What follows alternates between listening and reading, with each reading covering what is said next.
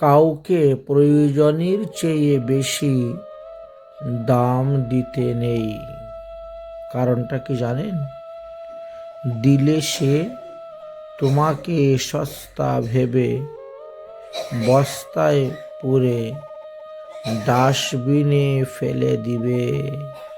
অর্থাৎ তোমাকে সম্মান দিবে না, আদর করবে না, মর্যাদা দিবে না।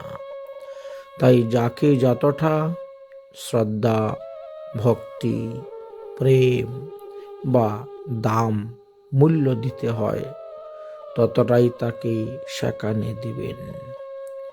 তার থেকে বেশি দিলে তোমাকে সে সস্তা ভাববে, আর তারপরে কি করবে?